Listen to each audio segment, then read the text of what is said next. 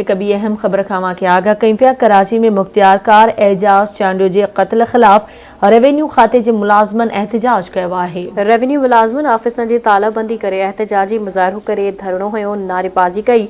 Mukhtiar car एजाज़ चांडियो जे क़त्ल में मुलविस जवाबदारनि खे गिरफ़्तार करे इंसाफ़ कयो वञे। अहम ख़बर मां के ॿुधाए रहिया आहियूं। कराची में मुख्तियार कार एजाज़ चांडियो जे क़त्ल ख़िलाफ़ रेवेन्यू खाते जे मुलाज़िमनि एहतजाज कयो आहे। रेवेन्यू मुलाज़िमनि ऑफिसनि जी तालाबंदी करे एहतजाजी मुज़ाहिरो करे धरणो हुयो, नारेबाज़ी कई।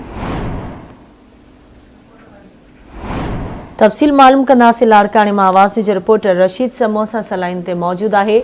जी रशीद, वधीक छा तफ़सील आहिनि, आगाह कजो।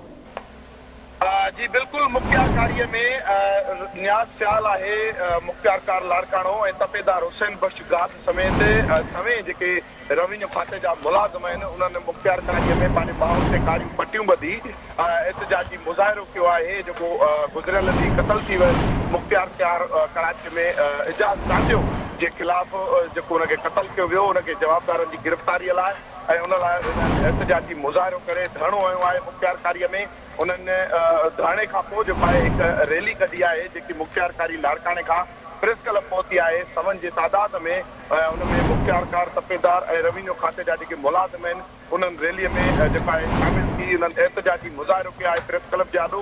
ऐं उन्हनि जो इहो मुतालबो आहे त जेको मुख्तियार कार एजाज़ चांडियो आहे जेके गुज़िरियल ॾींहुं कराची में क़त्ल कयो वियो उहो उन जे कातिलनि खे गिरफ़्तार कयो वञे ऐं उनजा समूरा जेके जवाबदार आहिनि उन्हनि खे गिरफ़्तार करे सज़ा ॾिनी वञे। वधीक जेके मुख्तियार कार नियाज़ फ़ियाल आहे ऐं तपेदार हुसैन बख्श गाद आहे उन्हनि जो चवणु आहे त जेकॾहिं उन्हनि जे जवाबदारनि खे गिरफ़्तार न कयो वियो मुख्तियार कार एजाज़ चांडियो जे जवाबदारनि खे गिरफ़्तार न कयो वियो त वधीक लाइ अमल जोड़ींदासीं तारीख़ जो। जी ठीकु आहे रशीद समूह अपडेट करण लाइ, मुंहिंजी वॾी महिरबानी।